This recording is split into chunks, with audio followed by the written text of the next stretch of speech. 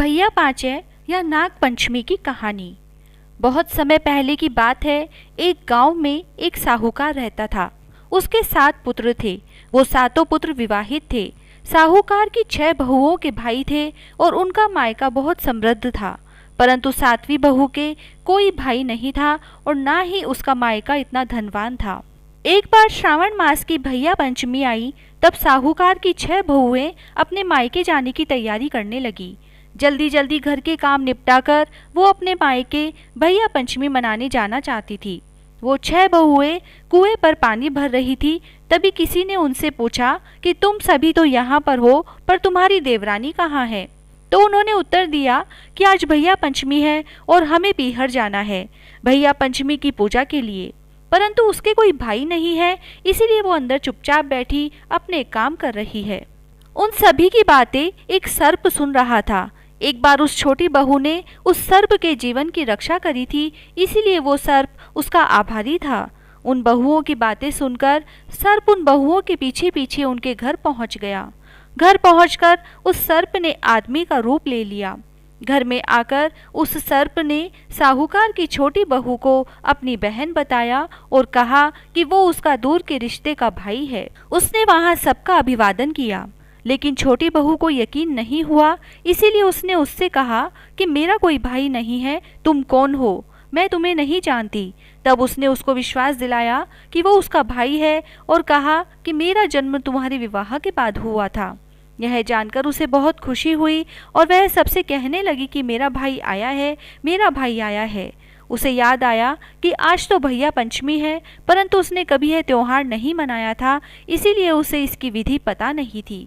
उसने अपनी सास से भैया पंचमी की विधि पूछी। बोली, सासू माँ, मेरा भाई आया है और आज भैया पंचमी है, मैं क्या करूँ? उसकी सास ने कहा कि पहले चूल्हा लीप, फिर उस पर चावल चढ़ा। जब चावल बन जाए उसमें घी बूरा मिलाकर अपने भाई को खिला। उसने वैसा ही किया। खाना खाने के बाद उस भाई ने कहा, बहन, मैं तुम्हें अपने घर ले जाने के लिए आया हूँ, सब तुमसे मिलकर बहुत खुश होंगे।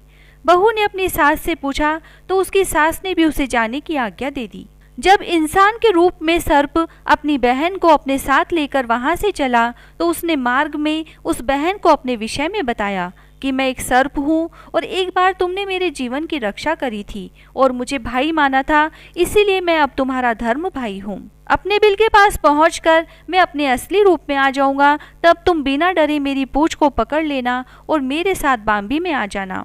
उसने वैसा ही किया और बाम्बे में पहुंचने के बाद उस सर्प ने उसे अपने परिवार से मिलवाया और अपनी पत्नी से कहा, ये मेरी धर्म की बहन है। तब उसकी पत्नी बोली, अब यह मेरी ननद है। भतीजे बोले, हमारी बुआ आई है। सबने मिलकर उसका स्वागत किया। साहूकार की छोटी बहू ने वहां देखा कि सांप के बच्चों की माँ अपने बच्चों और छोटे भाई बहनों को घंटी बजाकर बुलाती है दूध पीने के लिए।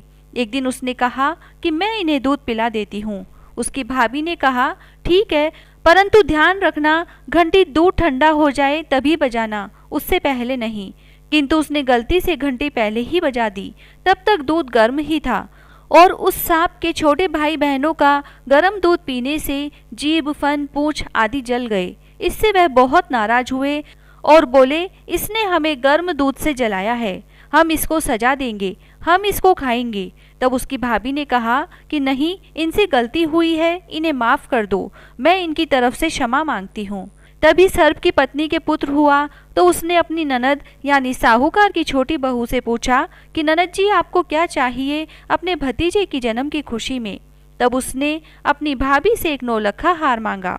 भाभी ने ननद को 9 लखा हार भेंट में दे दिया और उससे कहा, यदि आप इस हार को पहनोगी तो यह हार ही रहेगा, परंतु कोई इसे दूसरा पहनेगा तो उसके गले में यह सर्प बन जाएगा। इधर साहूकार का छोटा लड़का अपनी पत्नी को लेने के लिए आया तो उसकी पत्नी ने ईश्वर से प्रार्थना की कि ईश्वर, यदि मेरे पति को यह पता चलेगा कि एक सर्प मेरा भाई है तो पता नहीं उसे कैसा लगेगा, इसीलिए आप उस बाम्बी के स्थान पर महल बना दो। ईश्वर ने उसकी मनोकामना पूर्ण कर दी और जहाँ बाम्बी थी वहाँ एक सुंदर महल बन गया। साहूकार का बेटा वहाँ आया और 2 दिन के लिए वहाँ रुका। उसका वहाँ बहुत आदर सत्कार हुआ। फिर जब उस लड़के ने अपनी पत्नी को लेकर जाने के लिए कहा तो उस धर्म भाई ने विदा करते समय बहुत सारे दास दासी, हाथी घोड़े, धन दौलत देकर उन्हें विदा किया।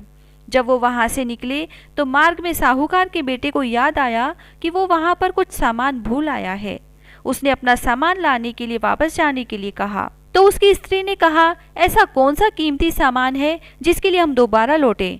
हम अभी अपने घर चलते हैं। परंतु उसका पति नहीं माना और वापस लौटकर उसी स्थान पर आ गया। परंतु वहां पर कोई महल नहीं था, वहां तो सांप की बांबी थी। यह देखकर साहूकार के बेटे को बहुत क्रोध आया और अपनी स्त्री से कहा कि तुमने मुझे भ्रम में रखा, तुमने मुझे धोखा दिया है। अब मुझे सच सच बताओ कि क्या माजरा है। तब उसकी पत्नी ने उसे सारी कहानी सुना दी और कहा कि मेरे कोई भाई नहीं था, इसीलिए सारी जेठानियां मेरा अपमान करती थी। मुझ पर ईश्वर ने दया दिखाई और एक सर्प मेरा धर्म भाई बनकर आया और यह उसी की बांबी है। मैंने ईश्वर से प्रार्थना की थी कि 2 दिन के लिए उस बांबी के स्थान पर एक महल हो जाए, जिससे किसी को इस बात का पता न चले। उसके पति को उसकी बात पर विश्वास हो गया और वो उसे लेकर अपने घर लौट आया। बहुत दिनों बाद उस साहूकार की छोटी बेटी के पुत्र हुआ। साहूकार की छोटी बहू ने अपनी ननद से पूछा कि तुम्हें क्या चाहिए। तो उसकी ननद ने कहा कि आप जो अपने मायके से 9 लखा हार लाई हो, मैं तो वही लूंगी। तब छोटी बहू ने उससे कहा, तुम उसकी जगह कुछ भी ले लो, मैं खुशी से दे दूंगी, पर उसे मत लो, ये मेरे पीहर का हार है। यदि इसे मेरे अतिरिक्त कोई दूसरा पहनेगा तो यह सर्प बन जाएगा। परंतु उसकी ननद नहीं मानी और बोली, मैं तो यही हार लूंगी। तब उस बहू ने अपनी ननद को वो हार दे दिया। जैसे ही वो ननद उस हार को हाथ में लेकर देखने लगी, तभी वो सर्प बन गया। यह देखकर ननद बहुत डर गई। तब छोटी बहू बोली कि मैंने आपसे पहले ही कहा था, यह मेरे पीहर का हार है। फिर उसने अपनी ननद को अपनी सारी कहानी बताई कि कैसे एक सर्प उसका धर्म भाई बनकर आया और उसकी पीहर की कामना पूरी करी।